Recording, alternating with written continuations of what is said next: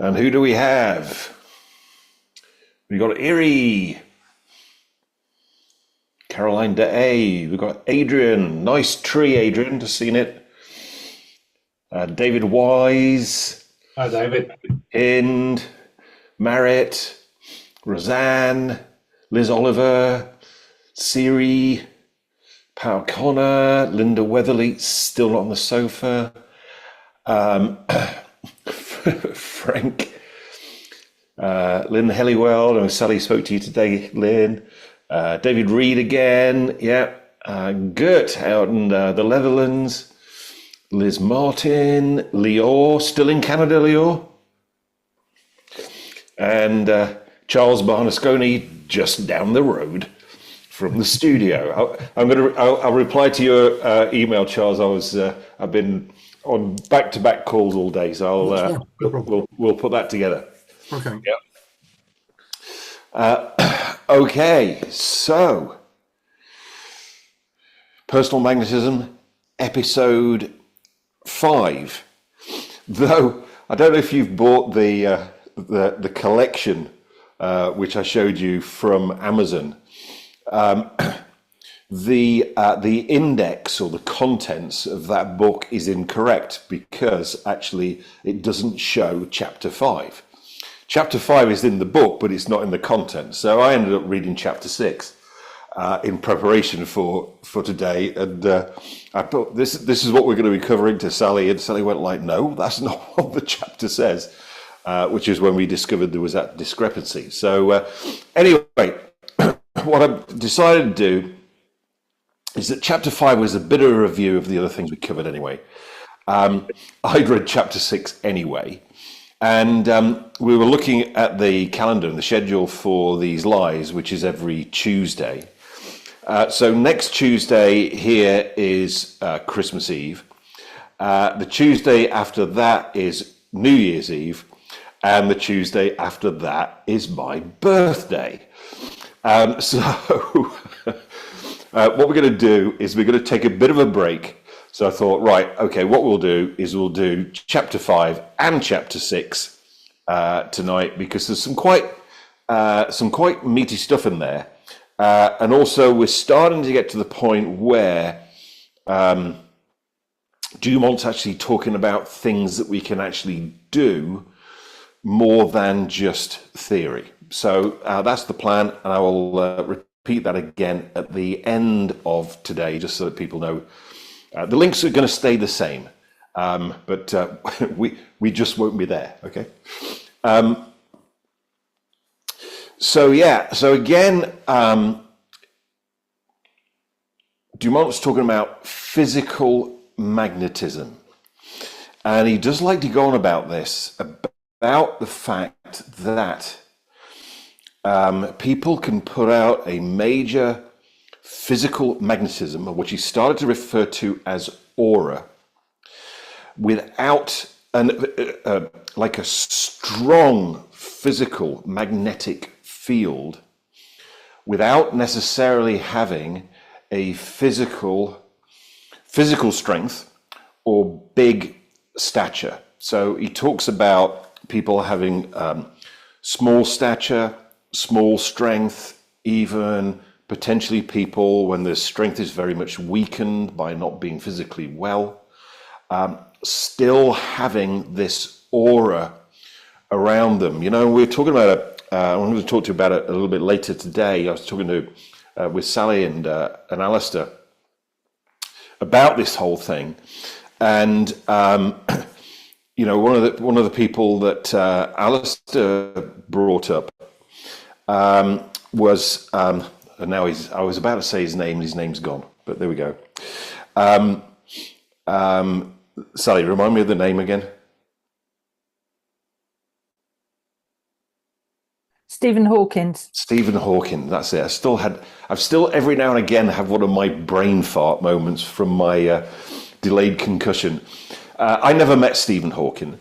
But Alistair knew some people that actually did meet Stephen Hawking. And even though physically, neurologically, he was massively impaired, then people said that as soon as he came into the room, people knew he'd arrived. He had this big aura about him. So again, Dumont's separating these things out from physical strength, physical size, from the size and the energy in somebody's aura or their personal magnetism. I think, and this is something that Sally and Alistair and I were discussing earlier today. Obviously, what we want to do is to have both components. And the thing that Dumont talks about in chapter 5 is this whole thing about mental magnetism and physical magnetism. And he talks about there are people who've got a big physical magnetism, but aren't necessarily that intellectual, but says that those people, their words carry the power of this physical magnetism behind them. Whereas you've got people who are very intellectual that don't have the physical magnetism. And although these people have a very high, they're very erudite, they're very intellectual, but their words don't carry that, as Dumont talks about, that physical punch behind them. Obviously, what we want to do is to develop both. Yeah. And I think it's important that, what it does mean is that regardless of our physical well-being, regardless of our physical health, regardless of our physical stature, it's still possible to create and build personal magnetism. I think that's a really important thing to get here. And that's the bulk of what he talks about in chapter 5. Now, chapter 6, now things start to get really interesting because he starts talking about nerve force. So we already talked about before about the nervous system is like the wiring of the body. It's like the antenna. It's like the container of what he calls nerve force. In the previous chapter, chapter 5, he also talks about, when he refers to the aura, he says that there are certain people that can see people's auras, and they are egg-shaped around the person's physical body. The size of the egg would depend, obviously, on the size of the person's aura and how far their aura or their personal magnetism extends from the body.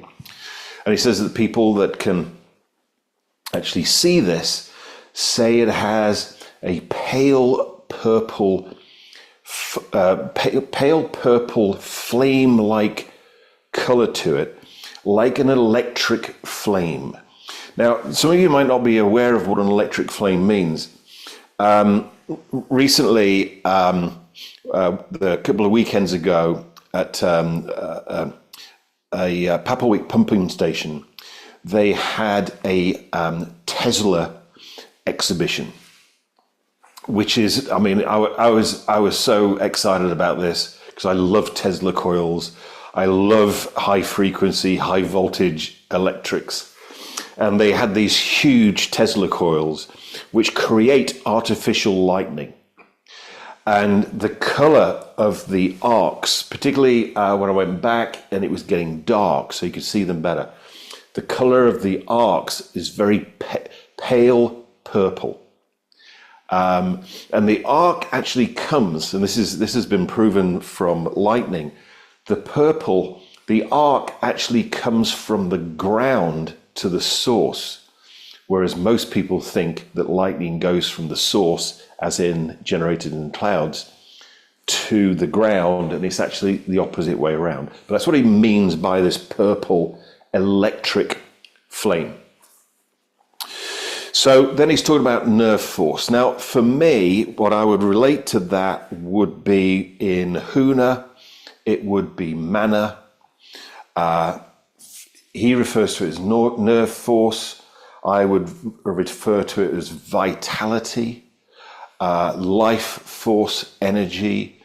It would be the ki, as in Aikido, the ki, as in Qigong.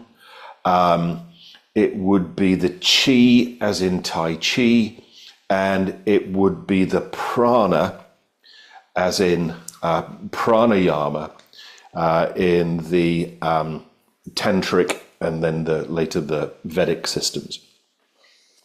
That's what he's talking about.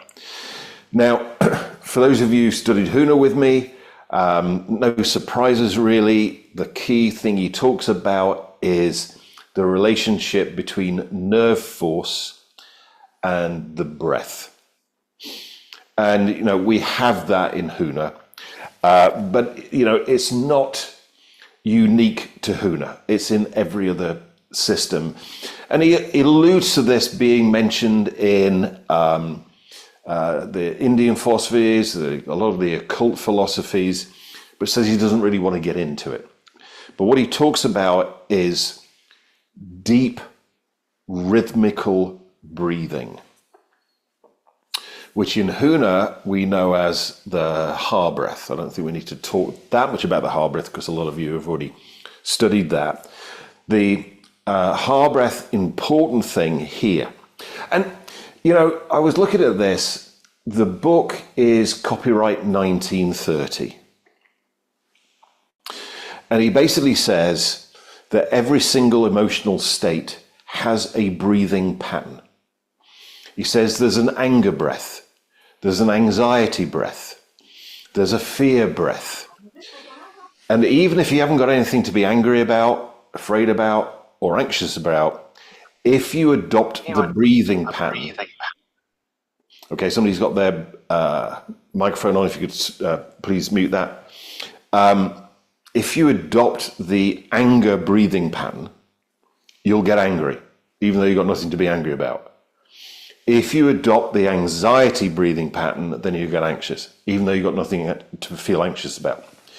If you adopt the fear breathing pattern, then you'll feel afraid, even though you've got nothing to be afraid about. And interestingly, in NLP, which came about a little bit more than 40 years after this book was published, what we have in NLP is that we can change our state with our physiology. And the one thing that changes our state more than anything else is our breathing. Now, he says he doesn't really want to go into about a particular deep rhythmical pattern of breathing. Deep would mean for me diaphragmatic, and also rhythmical would be there's a particular rhythm. And he talks about, think about the breathing pattern that you have naturally that occurs when your body needs to recuperate from a large physical expenditure, emotional expenditure, mental expenditure. And what most people do at that point in time is, it's a completely natural reflex, is to yawn. Deep breath in. Long out breath. I see some of you were well into rapport with me, so you already started to yawn just on me doing that. Well done. Now, that deep rhythmical pattern for me is like a Ha breath. Deep breath in through the nose, out through the mouth.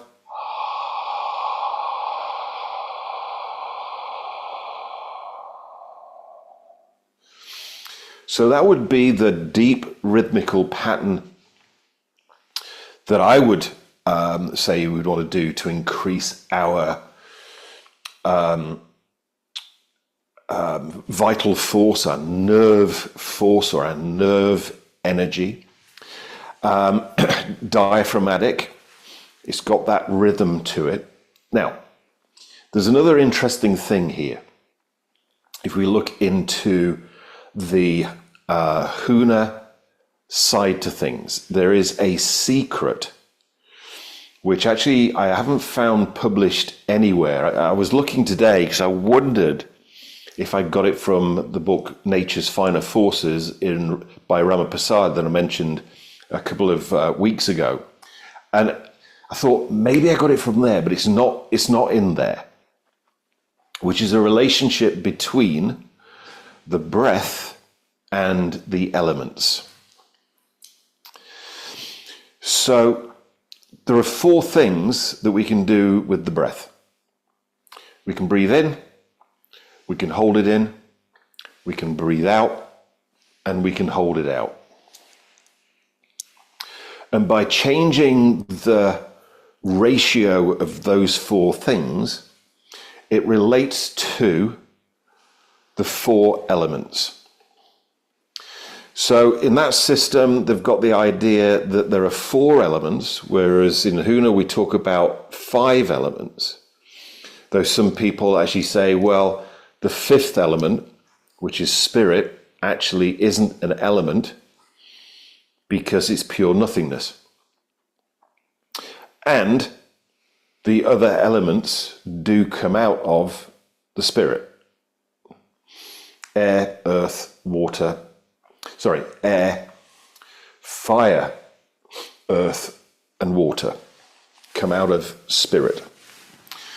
Now, with the ha breath, if we extend the out breath in relationship to the other 3 things, the in breath, we don't hold it in. We take an in breath as quickly as we can, deeply.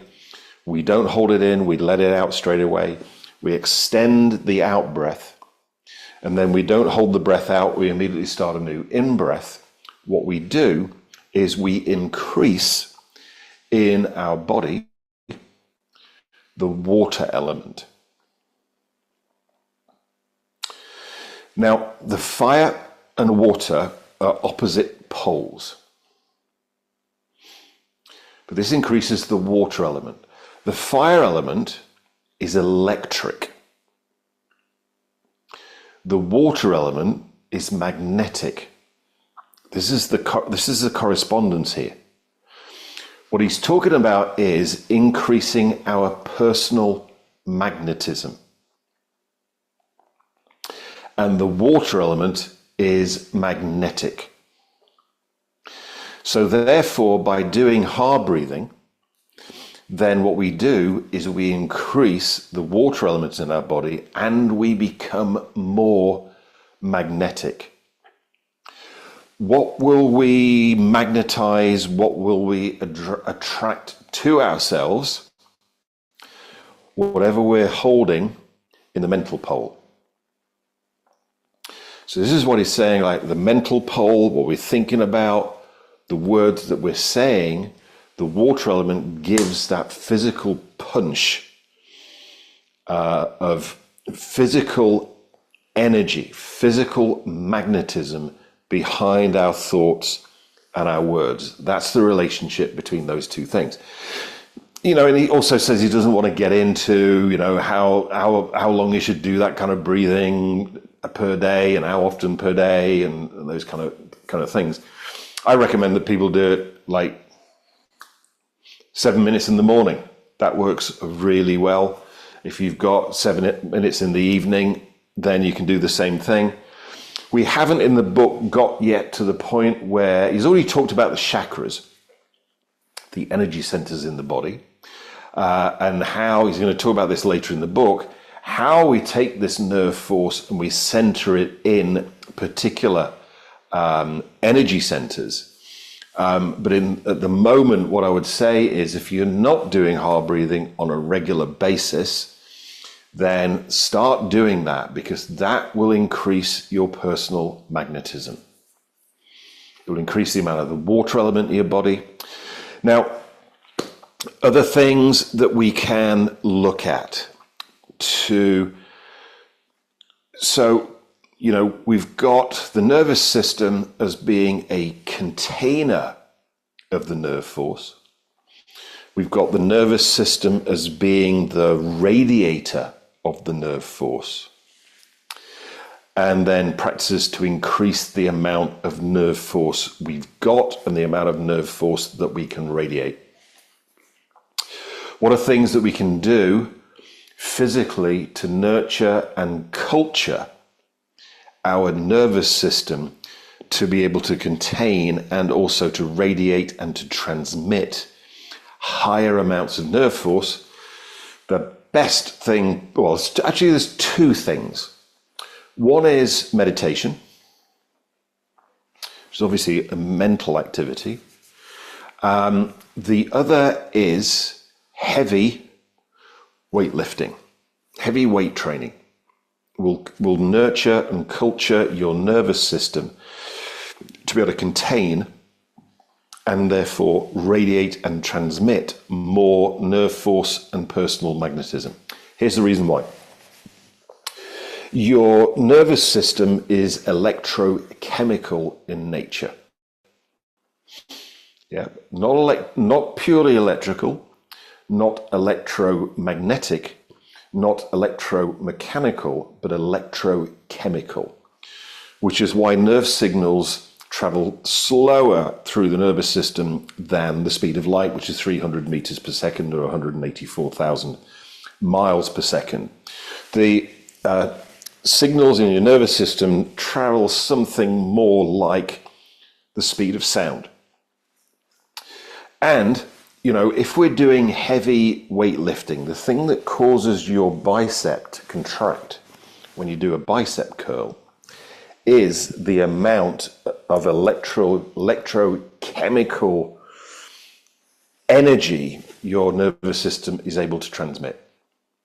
So the more weight that you can lift, yes, you'll grow more muscles, but also what you do is you increase your neurological capacity to transfer or to transmit greater amounts of electrical energy. So these are things that we'd want to do. I mean, obviously, Dumont's actually talked about the fact that you can have somebody who can transmit huge amounts of personal magnetism and not have a particularly healthy and strong nervous system, like Stephen Hawkins, as an example. We're in a privileged position where we can actually do something about that and take this on from all angles. Now, before we open it up to questions, which I'm going to do, the reason Sally and Alistair and I were having a conversation today is that the Personal Magnetism Masterclass seems to have really hit a lot of interest. What I've been doing, if you want to do Personal Magnetism Masterclass live like you guys are doing, or if you want to get the replay tomorrow, because I'll edit it first thing tomorrow, then it will be there. Then you need to be registered for that, which you guys are. For the first time, I decided to experiment. And so I've been uploading the masterclass to our YouTube channel, David Shepherd, Real World NLP and Huna. But it's a week behind. So, you know, you're here, episode 5 and 6. They're not going to get this until Christmas Eve. But I thought I'd experiment with that. Also, you know, I'd done our sessions in the library, which was around Robert Greene's book, Power, which had only been available inside of the I Am David Shepherd app and C21 NLP. But I thought I'd experiment and make that available on the YouTube channel too. The results for the YouTube channel have gone through the roof. Literally, since I launched those videos, we've had something like 1,500 new views, which is an increase of a good number of percent. Subscribers has increased. Number of hours viewed has increased by something like 1,500 hours. And all I've done is put on Personal Magnetism and Robert Greene's Power. And the majority of that traffic has come through people searching on YouTube, not from our regular subscribers. So personal magnetism and power seems to be what people are searching for. And obviously we've got a lot of people registered for this. So what Sally and Alistair and I were talking about this afternoon was, if we were to put on a physical event, physical training, 2-day training, not online, it's live, but by physical attendance, because I think a lot of this we need to master physically first. How many people would actually be interested in that, which would be taking these exercises that we're going to get to, that Theron Q Dumont's going to talk about, and actually doing them. That training would be in Nottingham. We'd have the opportunity to be able to go out and do our personal magnetism experiments in Nottingham and the hotel with the general public. So if you'd be interested in that, then just put a 1 in the chat, because if it's something that Alistair and Sally and I are interested in, but nobody else is, then that's fine, But if it is something you'd be interested in, then put a 1 in there. And if we've got enough interest, then what we'll start doing is putting that together, putting dates together, and those kind of things. So as usual, what we will do is, if you've got questions about previous week's content, if you've got questions about this week's content, then please put those questions into the chat, and then Sally will manage the chat. And then if you've got a question, Sally will say, okay, so-and-so, you're up. Unmute your microphone so I can actually hear your question, and so can everybody else.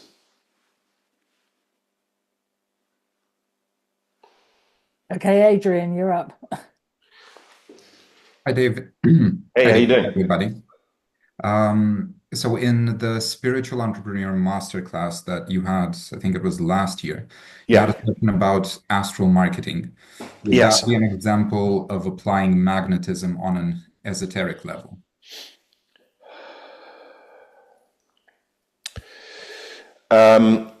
It would be on a different plane. Okay.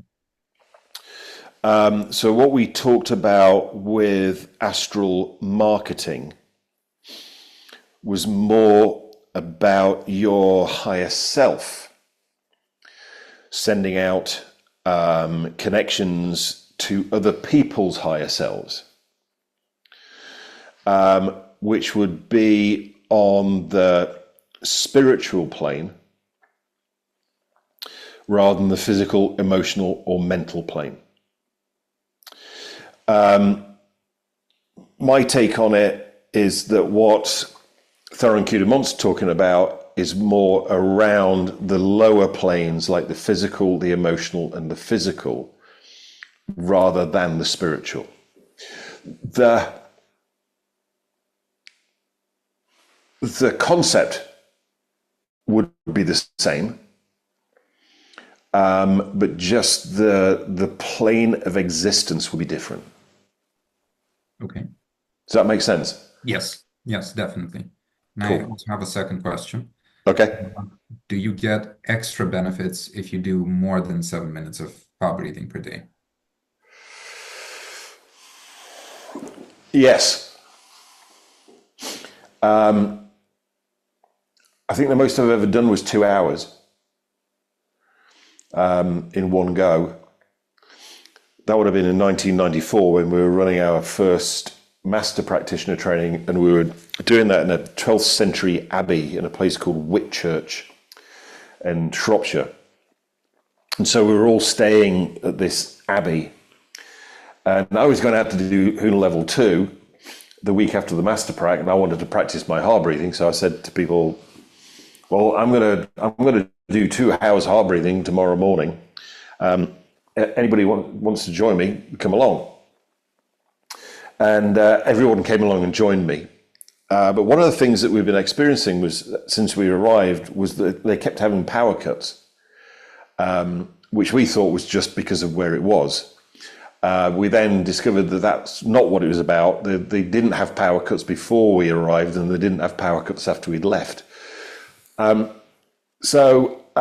sat down to do 2 hours of heart breathing without music because we got a power cut. So I couldn't play the tape player. And there's a purely physiological thing that you do before you do 2 hours of heart breathing. You go to the bathroom, and I went into the gents' toilet, which had no windows and no lights, so it's pitch black. You can't see anything. And as a guy, that's when you discover that you have to pee by sonar. If you can't hear it, you're peeing on your shoes. So then you go and do your 2 hours of heart breathing. And then after 2 hours of heart breathing, there's a physiological thing that you do. You go back to the gents again. And the power was still out. And I went into the gents. What I had, I mean, some people have said that they experience this, that when they do heart breathing, they feel tingling or cotton wool feelings in their fingers, in their hands. Well, I had that feeling in the center of my eyeballs. And when I went into the gents and the door closed behind me, still power cut, still total pitch darkness, I could see in the dark. And also just like the amount of mana that I experienced from that. So yes, there is definitely, I do. Well, the thing about heart breathing is portable. So, I can sit at home and heart breathe, or I can go for a walk or go for a run and heart breathe. If I'm driving my car, I'm going to some kind of gig and I'm feeling my energy is not that great, I can heart breathe whilst I drive the car, just wind the window down and heart breathe. And what tends to happen, I think, is that deep rhythmical breathing just becomes the way that you breathe all the time.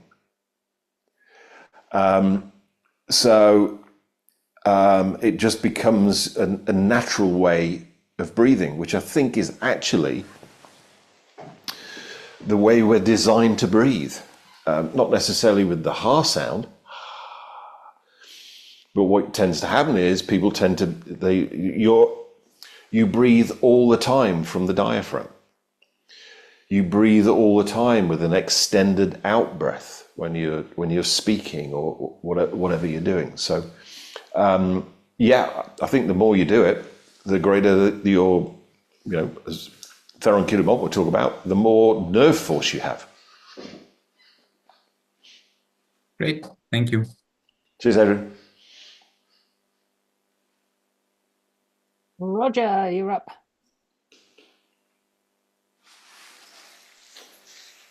Hi, Hi, Roger. How you doing? hey, very well, thanks. Yeah, very well.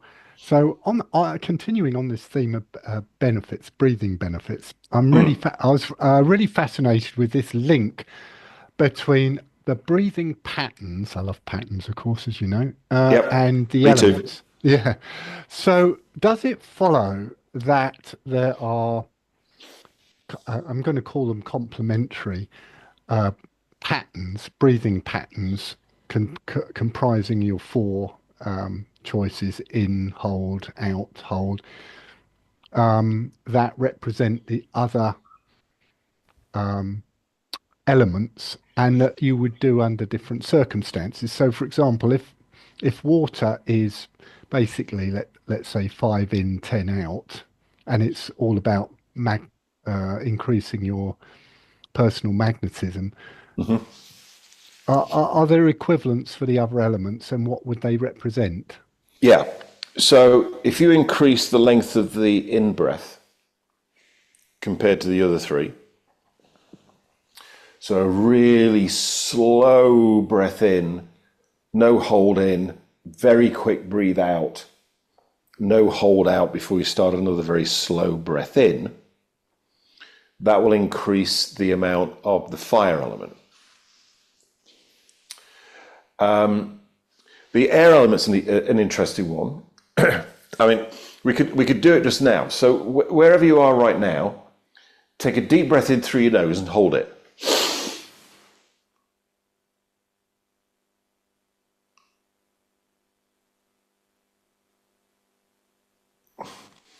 And then breathe normally. What did you notice happened in your consciousness? Probably you experienced your thinking clearing up, because it increases the air element. But then, even people who don't know anything about this, you probably don't see very many people doing this these days, but I used to see people doing a lot, particularly my grandma and my mum, which was threading a needle. Whenever anybody, threads a needle, this is what they do. Because the air element enables you to focus, enables you to concentrate.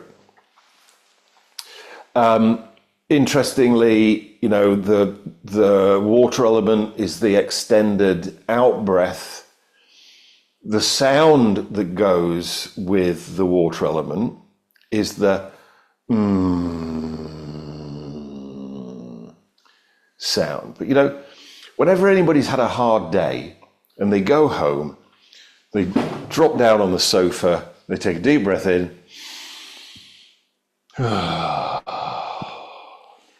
It's almost like it's wired into our neurology, which is what Theron Q Dumont talks about them being natural. Now, that leaves the earth element, but let's just experiment with that now. Just take a deep breath out and hold it out.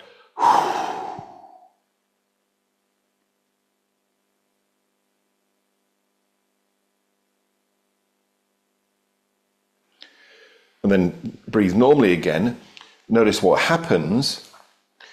Probably you felt your energy drop and you felt heavier. That's because extending the out breath compared to the other three increases the earth element in the body. So if you look at tantric and higher Vedic texts where they talk about breathing patterns, they have 4 numbers separated by colons. Those numbers represent the count for the in, the hold in, the breathe out, and the hold out. So you might have heard, I think I saw this on a YouTube video, which was put up by one of the Navy SEALs in the US, which they called circular breathing, where you breathe in for 5 or 10, you hold for 5 or 10, you breathe out for 5 or 10, and you hold out for 5 or 10. Once you know how the elements relate to the breath, what that would do is balance the 4 elements for the person.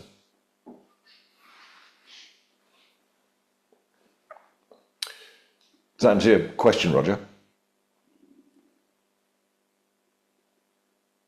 Sorry. Yes, it most certainly does. So in yoga, the way I was taught was breathe in for 5, hold for 20, breathe out 10, I think it was, and then hold for 10. I think that was it. And it was hard work. I can remember it took some doing.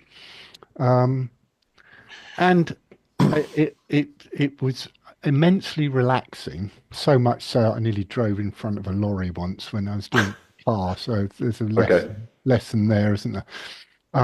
But what do you recognize that? What would that do? Yeah, so what that would do is the main thing it would increase would be air. And then the other thing it would increase would be water. So the big one it would increase would be air.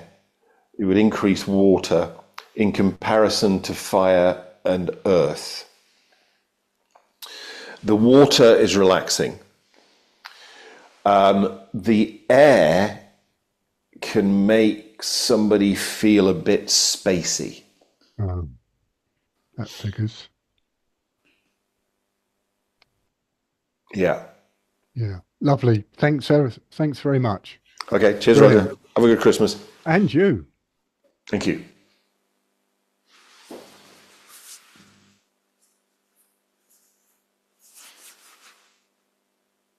Charles, let me just quickly check with you. Did that answer your question as well?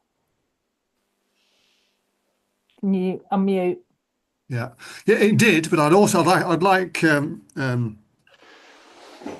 I'd like to, if possible, what I'd like is for David to go through that again, because I was rapidly scribbling notes and I don't think I felt quite caught it. And so there's also another question: is under what circumstances? What would be the reasons for I'm guessing eliciting earth, fire, air, or water? I'm guessing that's going to change your states in some way. So why would you want earth state? Why would you want air state, and so on? So if we looked at, I'll put it on the flip chart because it might make it easier to. So that's in. That's hold in. That's out. That's hold out.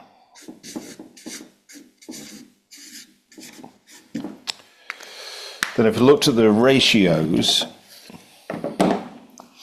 you increase the length of the in compared to the other three, that increases fire.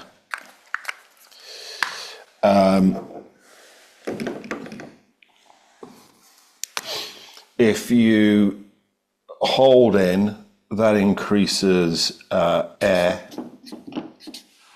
If you increase the out, that increases water.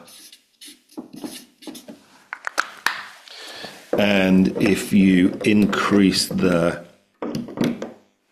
hold out, you increase earth.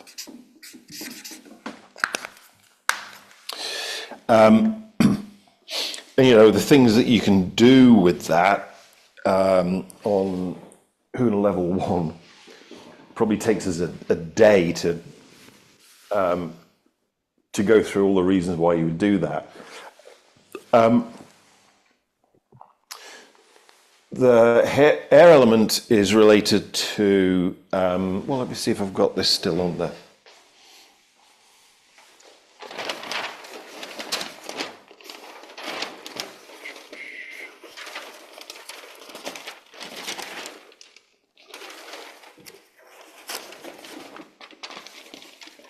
Yeah. So we got that there.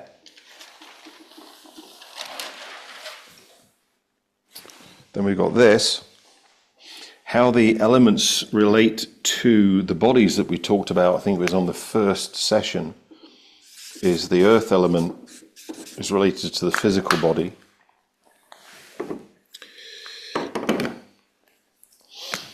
The water element is related to the emotional body.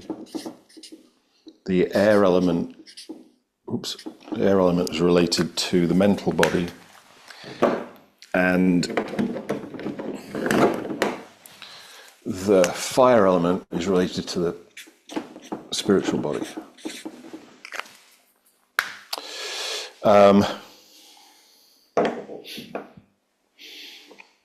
Water and fire are polar opposites. So as I mentioned, water is magnetic, fire is electric. So water tends to slow things down, calm things down.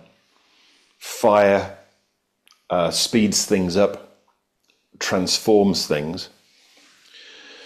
The air element mediates between fire and water, because fire and water together are very explosive. Air rules the mental plane. So if we're finding that our thinking is a bit sluggish, a bit slow, it's lacking clarity, air element.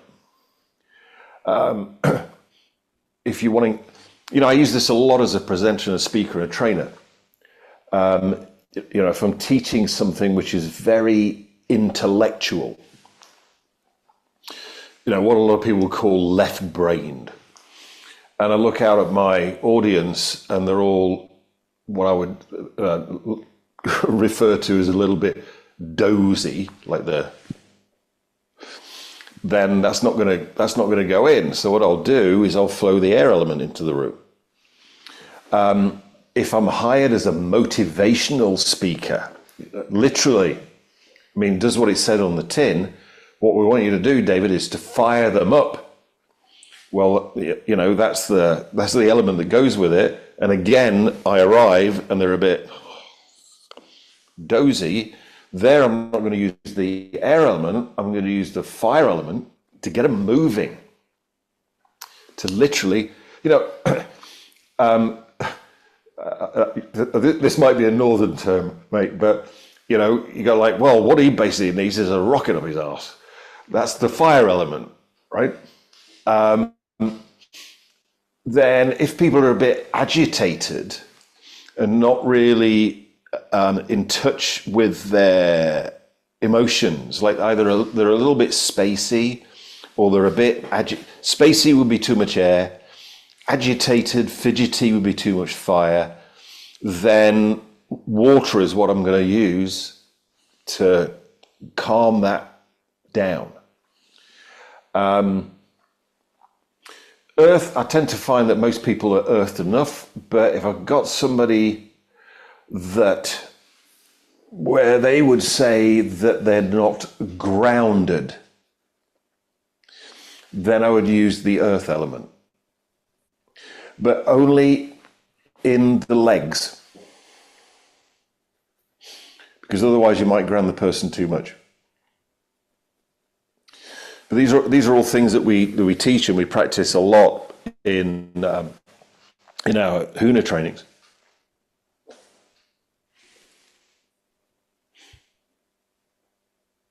Does that answer your question, Charles? I think so. I think you've tried to squeeze a massive answer into a finite space. Yeah, I do tend to do that. Yes. So I guess what we're saying then is if you wanted to increase earth, which is more steadiness, more groundedness, then you would increase the length of the Holding out. of holding out. Yes. So we'd breathe in and hold for 5 or 10 seconds and then breathe out, rather than just breathe out straight away. Yeah. Okay. Yeah, perfect. And equally, if you wanted to increase air, then you would Hold it. Yeah, you'd breathe in and hold in for a while. And if you did that for too long, that would make you quite spacey, I guess, which is what you're saying. Yeah. Okay. Yeah. Thank you. Yeah, absolutely. Got it. Okay, Paul, you can ask him that question. Okay, thank you. I'm in the dark over here as far as I can tell, but one thing about this class is made me look at people through the filter of magnetism, personal magnetism, and say, does he have it? Does she have it? And what's on what scale? I'm looking at people and I'm kind of evaluating them. And it kind of reminds me a little bit of, there was an Old Spice commercial back in the 1980s, which is so un-PC these days. What kind of guy is an Old Spice guy? Him. Oh, not him. Him. Oh, not him. It was kind of, the flubby guys and the ones with the light wrists and stuff like that would not be an Old Spice guy. Yeah. But my question basically is, what kind of breathing have you been using primarily during the session? Because I haven't really noticed, that acutely. During this session, I would tend in general to be doing more of the hard breathing pattern. So all of the breathing, that we went through there, regardless of the element, If I can find that again.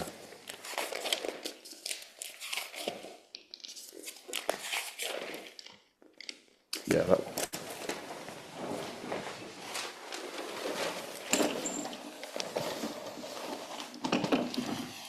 I think the important thing, and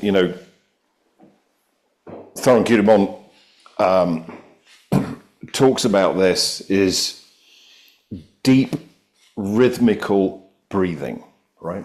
So all of these are deep rhythmical breathing, which means you're always breathing from the diaphragm, which is where we would naturally breathe from. So,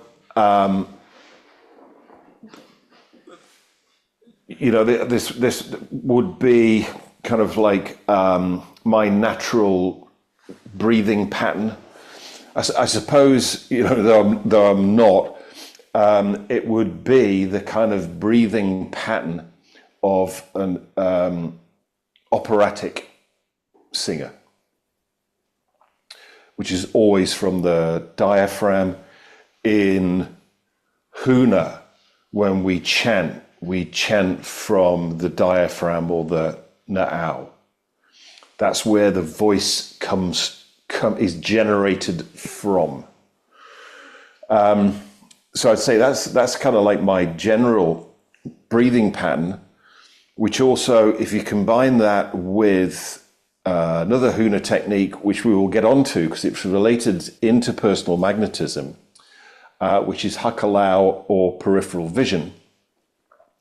It means that one, if you're breathing with that ha breathing pattern, even though you might not be doing the ha, you might be speaking, or just, breathing quietly, and you're in hakalau, then you'll naturally always be in a calm, balanced, and centered state. Which is why, we teach it on presenting magically. It's why we teach it on NLP trainers training. It's why we teach it on Huna for different reasons. In that, if somebody were a kahuna, they would never announce themselves or introduce themselves as being a kahuna. In fact, if somebody introduced themselves as being a kahuna, that was a surefire way of knowing that they weren't. And, even if somebody was either, accused, that's probably a strong word, but accused of being a kahuna, they would deny it. And a great example of that would be, and I've mentioned him already in this masterclass, would be Uncle George. I am absolutely, totally, 100% convinced that Uncle George was a kahuna, because of the things I've seen him do with my own eyes. If somebody had told me that he'd done this, I'd have gone like, yeah, right. But I actually saw it with my own eyes. And, I was in a bar in downtown Kona on the big island of Hawaii, took Uncle for a drink, and somebody came up to him and said, "Are you Uncle George Naopi?" And Uncle said, "Well, that depends who's asking." And the guy goes, "Well, I've heard you're a great, powerful kahuna." And Uncle said, "Well, in that case, yeah, I am Uncle George Naopi. And no, I'm not a kahuna. I'm just a singer. I play the ukulele, and I sing songs. Would you like to buy some CDs?" And Uncle always used to carry CDs around in a carrier bag that he would sell to people in bars that basically confronted him about him being a kahuna. And he'd sell some CDs and all that kind of stuff. But how you knew that somebody was a kahuna is when everybody else was losing their heads, the kahuna was always calm, balanced, and centered. And that's because they're in this state of hakalau, and also they ha-breathed. I think wearing Old Spice Probably idiosyncratic. When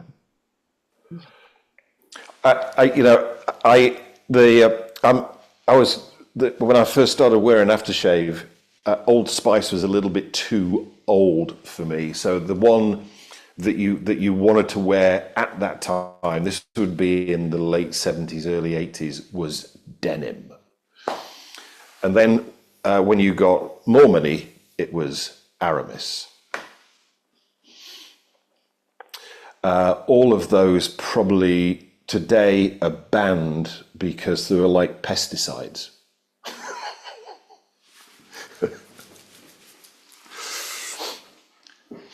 And they had the repellent activity of personal magnetism. Does that answer your question, Paul? Indeed. Thank you. Cool. Thanks, mate. Have a good Christmas. Okay, we have Liz Martin's got a question for you. Okay, Liz. I didn't realise I had. I think I was just a bit worried about the breathing in terms of what is hyperventilating. I just get a bit anxious that you'd get out of control. You know, I was watching Wim Hof with the water thing, and he was taking some deep meditation with the breathing, and everyone went very, very out of it. Yes. So you won't hyperventilate with hard breathing. So some of those breathing techniques are, very, very fast breathing. And what happens with hyperventilation, and this is what, if people aren't used to it, this is what freaks them out.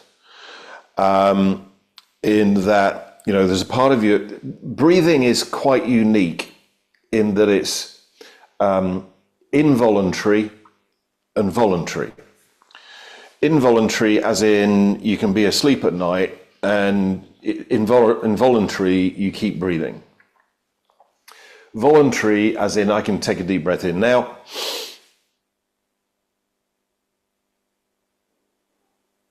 and voluntarily hold it in. Yeah.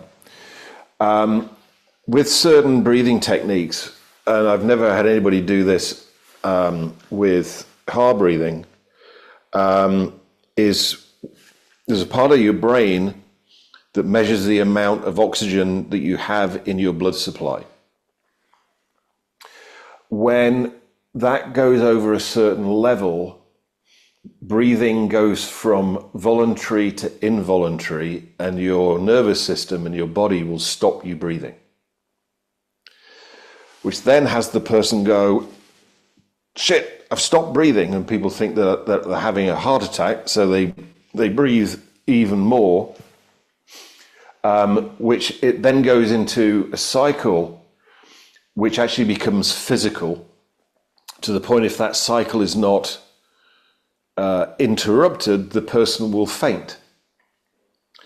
In the old days, if somebody was having a panic attack or hyperventilating, then somebody would give them a brown paper bag and have them breathe into the brown paper bag, because what they're doing is they're recirculating the air that they're breathing out, which increases the carbon dioxide and reduces the oxygen, and that stops the panic attack.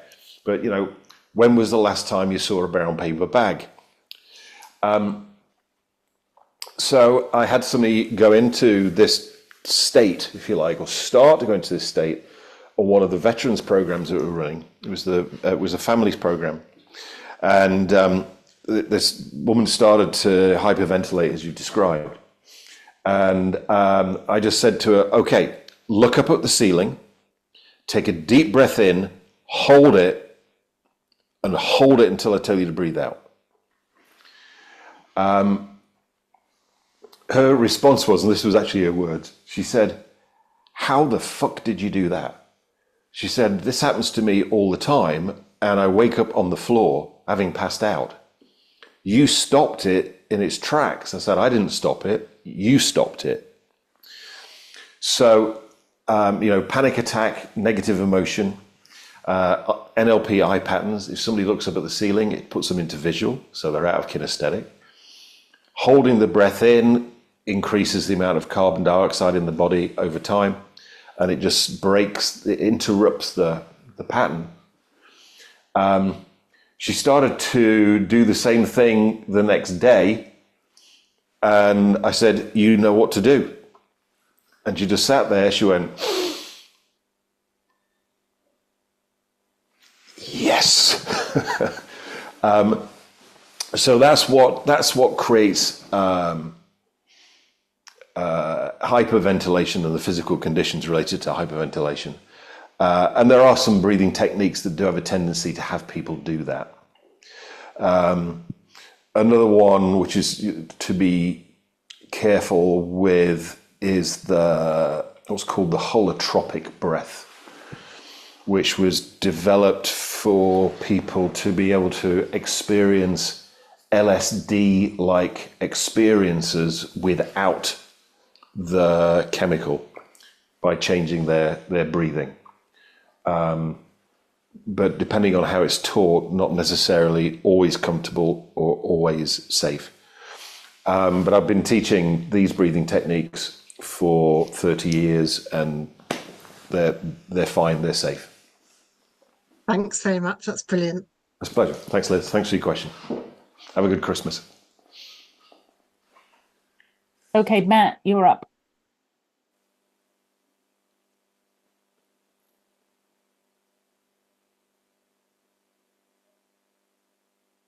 Hi, can you hear me? Yes, can now. Oh, great, thanks. Yeah, hi, David. My question really is, I know you mentioned on the first of these chapters that your personal magnetism was of one of, calmness and well-centered and balanced. I'm just curious, was that something that you consciously decided that you wanted to be, or did that come naturally to you? And obviously, you're talking about a lot of these breathing techniques, how you acquired it. But I'm just wondering whether that was a conscious decision that you wanted to sort of give off that kind of magnetism. Yeah, it was a conscious decision that came from my studies of NLP and Huna, particularly, and then also the ability to change that depending on the situation, circumstances, context, and outcome. So, my thing as a professional speaker, presenter, trainer is always to be in the Hakalau state, which is calm, balanced, and centered, and your conscious mind and thinking has left the building. And then depending what I'm doing, I can stay in that calm, balanced, and centered state, but then also go like, okay, my intention and outcome here is to fire this audience up, to motivate them. So then I'm going to go into fire element. And if you look at these different elements, they're all energy. The difference is the frequency that they're vibrating at. Fire is the highest frequency, then air, then water, then earth. So depending on what I'm doing, I still want to be in a calm, balanced, and centered state, but if I'm there hired as a motivational speaker to fire the audience up, I'm going to start using the fire element. If I'm there to deliver some very conscious mind, intellectual content, then I'm going to be using the air element in my aura. If I'm wanting people to be more calm, balanced, relaxed, and in touch with their emotions, then I'm going to be putting the water element into my aura. I wouldn't tend to use the earth element. The one that's not on there is the spirit element, because the spirit element lies beyond consciousness.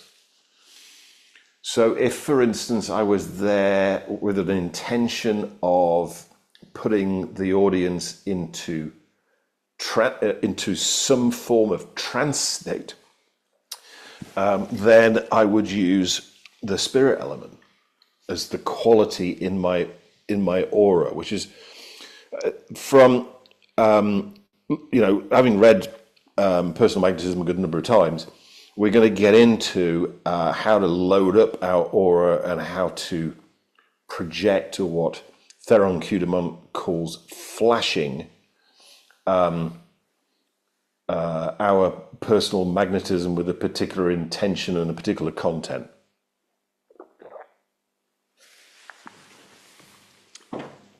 And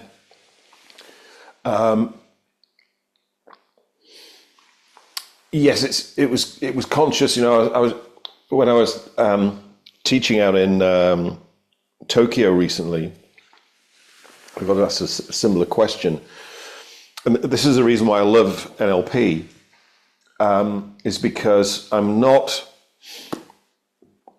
a natural born speaker. I'm not a natural born salesperson. I'm not a natural born entrepreneur. I'm not naturally born personal magnetism.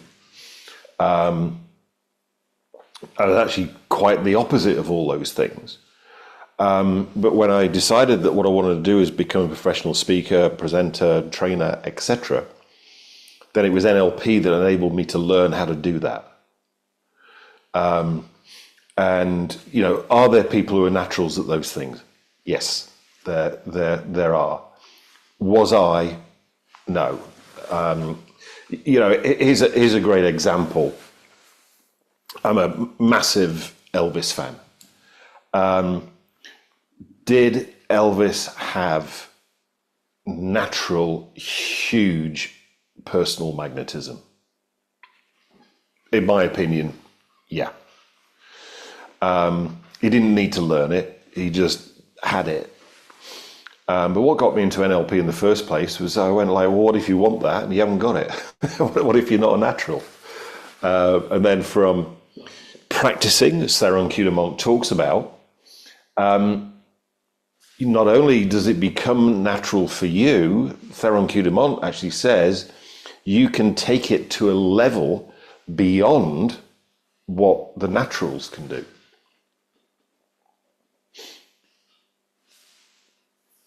Does that answer your question, Matt? Yeah, absolutely. Thanks so much. Cool.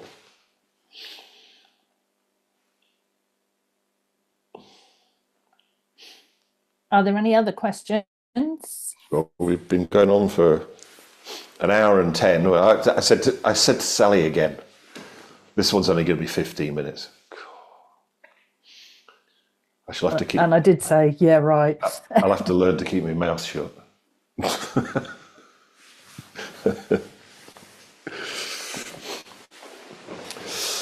Okay. So, as I said, we won't be doing one next Tuesday because that's Christmas Eve. We won't be doing one the Tuesday afterwards because that's New Year's Eve. We won't be doing one the Tuesday after that because that's my birthday. So I think we said, what was it? The 13th would be the next one. 13th next one. Yeah, 13th will be the next one. And I'll drop everybody an email reminder. I will get these videos edited tomorrow morning, uploaded. So Sally will get that out to you so that you can, look at them all. And yeah, so, obviously I'm going to be celebrating Christmas. I'm going to be celebrating New Year. I know not everybody celebrates Christmas or any of those kind of things, whatever you call it, the holiday period or whatever, but have a fantastic holiday period, fantastic New Year. Stay safe, stay well, have a great time, and we'll see you in 2025. Bye. Happy birthday, David. Thank you. Happy birthday. Thank you. Bye. Yeah, it's a big one. I'm 21 again. Bye. Bye. Happy birthday. Happy birthday. Thank you. Christmas, Bye. Happy New Year, Happy birthday. Yes. Have a good Christmas. Cheers, mate. Bye. Happy birthday.